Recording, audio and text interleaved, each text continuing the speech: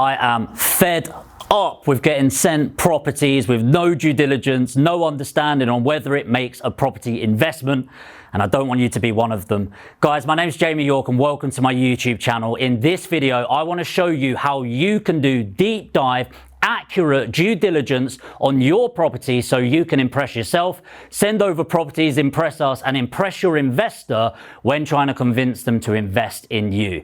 If you're new to this channel and you're interested in property investment, business, mindset, and overall growth, please make sure to hit the subscribe button and of course the notification bell, because this is the channel for you. And if you've got a spare few seconds whilst you're watching this, it does a massive favor and takes just a couple of seconds of your time to make sure to hit that like button, and the YouTube algorithm loves it and will show it to more people like you so they can get some value too. Okay, so let's jump in. You've got a property, it comes up, and here's what I tend to see. That's a property, by the way. I will get a property sent to me and they'll go, yep, it's worth 100,000 and you can get it. I reckon I can get it at 85k. It's like, okay, well, that doesn't really mean anything. First of all, what do you mean you can get it at 85,000? If you haven't tied it up, if you haven't got some form of agreement or even an understanding of what we're looking for, why are you putting in offers and sending it? Rule number one, always understand your numbers first, and that's what this video is going to help you to do. So that ticks off number one. Is 85k a good price? I don't know. More important to me is it's online with an estate agent. Okay, well, first thing you need to understand with an agent is it's going to be overpriced, more than likely. So I'm not slating estate agents, but statistically, if there is a price online, it's going to be 106% of the market value.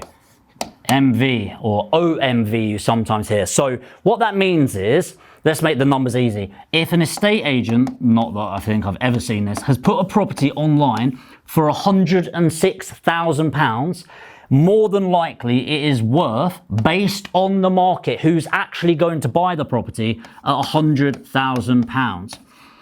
The reason that's, and by the way, that can get skewed massively. In Leeds in the last 6 months, I've seen prices of like 100 grand property being listed at 120, or even worse, and please don't do this as an estate agent, is they'll go, oh, the properties sell on this street for 100,000, it needs a 20,000 pounds refurbishment to be the same as the other property, and they still put it online at 100,000. Killer. Okay, but on average, statistical fact, 106%. Okay, so when I'm saying they overvalue them, statistically it's true.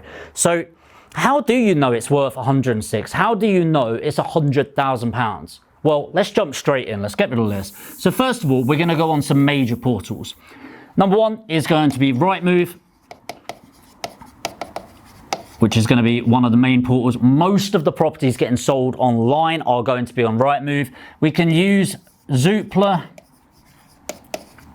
and we also like using Mouse Price for different reasons, okay? Now, what these are going to be doing is we're going to look at a couple of things. So number one, we're going to look at the properties that are currently online. And remember, through all of this, you need to have like for like. Okay, this isn't a like my video, although definitely do that, by the way, and I'll like yours back. This is a like for like property, okay? So if you have a 3-bed mid-terrace property, please don't send me a comparable, which is meant to represent this property, of a 3-bed semi-detached, or even worse, a 5-bed detached property with stables. Genuinely been sent that before, by the way. So Rightmove and Zoopla, we are looking for what's currently on the market right now. Okay, number two, and this is really important, what is, oh God, I'm going to go back on that because that is bloody terrible. Number two is what is sold STC. What that means is sold subject to contract. So when you go on your options to look at it, go on advanced options and there will be a box saying sold subject to contract, or STC. What that means is somebody's agreed a price, but it's going through legals, but it hasn't completed yet, and they just want to make sure it's marketed and generating interest just in case the worst happens. What you're looking for is how many on the market. Let's say there's 100. If you then click include subject sold to contract and it showed you 105 properties, that means out of all of the properties on the market, around 5%, slightly less, have actually sold. That means either there's not a lot of demand in the area or they're massively overvalued in the area in the first place. It's a really good indication. For us, anything above the sort of 30-40% sold subject to contract mark means that there's a good circulation of property and demand in the area, which is obviously going to be brilliant for the supply and demand curve of economics. Higher demand, lower supply, more money, more capital appreciation. Okay, mouse price, very different reason, and it's because of heat maps. So mouse price, at the point of making this video, they are updating their heat maps, so they're not currently available, but just Google it. There are other alternatives, but mouse price is definitely my favorite. Looking forward to them bringing it back, and hopefully that's very soon. But heat maps, what they do is they show the demand in the area. So the way that it works with the algorithms and the backlinks of websites is it's tracking the data of how many people are typing in those postcodes, how much movement and conversation around these other portals, and a lot more are people searching for that postcode and those property types.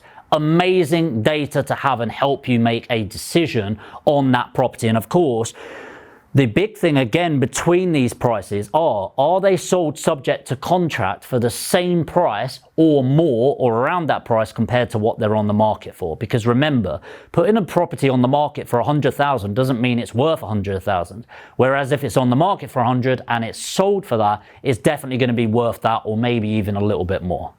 Number 4, and this is a really big one, by the way, and you'll hear me saying this in other videos, I don't think you need to physically go to the property. If you're local, that's great, but the only reason you go to a property now, because of all of the information online, is just to tick the final box to make sure that the pictures are representative of the property, that you can smell it when you go in to make sure there's no damp and things like that, and to make sure that the layout that they've sent you is the same structure and there's no structural issues. But apart from that, you can do all of this before you're going. And number 4 that makes it so much easier is Google Maps. Google as a company are an absolute godsend for people like us, because actually you can drop the little man on there and walk around as if you were there. Okay, you can't feel it, you can't smell it, you can't touch it, you can't hear what's going on, the sirens or anything like that. But what you can do is walk around the area to understand what cars are there, what sort of people are there. And you really can see it. It doesn't hide it, okay? So in some areas of Leeds, I can walk down the road and literally one area is Hare Hills in Leeds. Hare Hills is a great investment area or a terrible, dependent on the roads. You could go down certain roads, see the grills, bars on the doors and windows, which is pretty typical in some areas. And then there's one road with a guy sat on a deck chair, top off, and a beer balancing on top of his stomach. God bless Google Maps. Okay, next. So number 5 is a really quick one, okay? It's planning portal. This will literally take you 5 minutes, and I guarantee most people don't do this, but it's really worthwhile, okay? Especially for bigger properties or with a bit of grass to the side or at the back, a bit of land that might have potential for either another dwelling going on there or an extension, back extension, bedroom in the roof. Search planning portals. I've bought properties in the past where I actually looked on planning portal after. Turns out I had planning to add another bedroom in the roof. It's pretty cool, and it's small things like that when you're trying to attract an investor to either invest with you or to package on with, it shows you how much you actually understand and the research level that you've gone to, but also shows you the added value that's potentially there. Moving on to number 6, and this is the biggest one. Please write this down. I've mentioned it in a few videos. Street check. Okay, street check. Please write it down. This is where I can understand more about an area than most people that have lived there their entire lives. And I know that's a bit braggy, but seriously it is. It shows you the demographic, how many, what jobs people have, what people you have there, the demographic in terms of the property. So how much is social housing? How much is a council house? How many are renters? How many are owner occupiers? People who bought it and lived there. How many people are buy-to-let landlords there? And it shows you that as a percentage, and it's really important because if you've got an area that's 10% home occupier or owner occupier from the owned portion. That's not great, okay? That means people don't want to live there, and so the only people living there are the people that can't afford to live somewhere else. Whereas if you've got 30% owner occupier, that's pretty good, okay? And I know that might seem like a small margin, but that's really powerful understanding that data. Because if I'm buying a £100,000 property, it's not like there's a load of properties that suddenly come on the market. The demand is there, and as we said earlier, in basic economics, if the demand outstrips the supply, that's going to push up the prices of the long term, gaining a better quality of person, a better quality tenant, and an increase in your house price and capital appreciation over the mid to long term. Number 7 is agents, okay? Please take care of agents. Please communicate with them. They are the people on the ground, and yes, they might bullshit some prices every now and then, and you need to take that with a pinch of salt, but cool, 3 agents minimum and 3 letting agents minimum, and just say, hey, look, we've got property on here. I don't want to give you a full address. I don't want to sign up to it. I just want to talk to a valuer there. And it's a valuer that you need to talk to because they are the people that price up, and understand why they think it's that price. And it also helps you gain some evidence. So if you say, hey, I spoke to this person from X location, X company, that's going to validate what the price is that you're putting on there. Talking about that, and I'm not going to put a number 8, but when you're talking to agents, when you're doing your research in this top portion and you find a property that has sold either dramatically below the market price or dramatically above, don't just leave it there. What a lot of people do is, let's say you think it's worth 100 and there's one that's sold for 115,000. People will just put it on as a comparable and think nothing of it. Well, whilst when there's one that sold for 70,000, they just try to bury it. Don't do that. People aren't stupid, especially if you're selling to an investor. Have some bloody integrity, okay? So instead, call the agent that sold it. Hey, I've got a property on this road. I think it's worth 100. Do you think the same?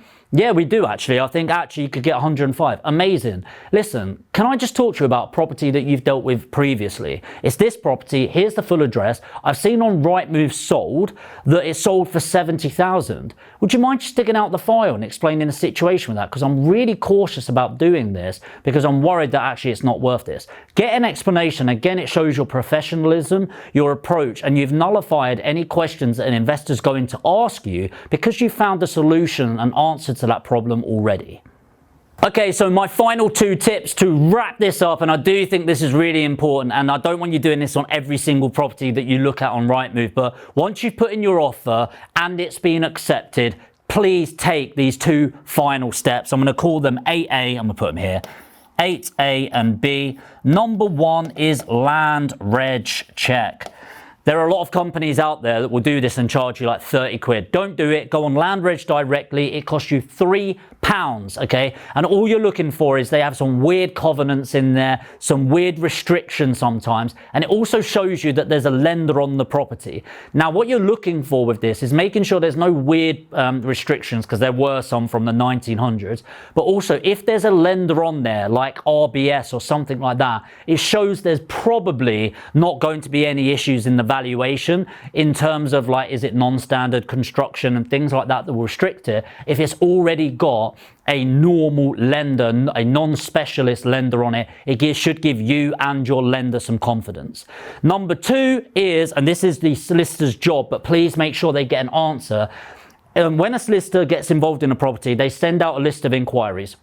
And this is one of the basic inquiries. However, if they don't get an answer to it, they usually won't push it. And you want to make sure before they start doing any significant work, they get this back. And it is called a redemption figure.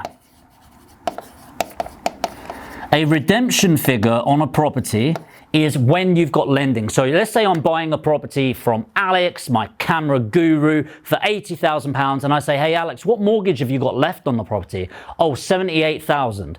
Okay, so Alex might be telling the truth, or he might be chatting shit, or he doesn't really know the answer. He's just saying what he genuinely thinks. Here's the problem. I am happy to buy that property at 80,000. And by the way, this has happened a few times when we've not chased this. So I'm saying this from a point of, I've screwed up. Please base it on my ignorance and not your own. got all the way through legals, suffered £1,000 in costs, only to get the redemption figure of £85,000 at the end of it. So I've only got a few options. Number one, pull out of the deal. Number two, try to negotiate with the bank, which we do sometimes, and get a settlement on there. Or number three, pay £5,000 more than I wanted to at the start of the transaction, which, if I've done my numbers right, I probably can't do. So save yourself and the vendor a load of trouble up front in terms of time and cost, and get that redemption figure in place. Guys, I really hope that's been helpful. Let's face it, due diligence isn't the most sexy part of property investing. It's not about making loads of money, but it is about building rapport, trust, and having a level of credibility and integrity with your investors, which is of paramount importance if you're packaging on the deal to them, or indeed they're loaning you money or joint venturing with you. And if you go through these 8 or 9 steps within this, you're going to have a really well researched property and area analysis, once you input the street check as well, of the property, showing a level of professionalism, credibility, trust, and integrity, so that people can buy into you, invest in you, so you can leverage other people's money and build and scale your own portfolio, or at worst, utilize your own funds and scale it at the same time. If you found this valuable, please, as I said, make sure to hit the like button. It helps it push it out to more people just like you. And if you've got an extra 10 seconds, just hit that subscribe button and the notification bell, and that will make sure that I'm seeing you in the next video.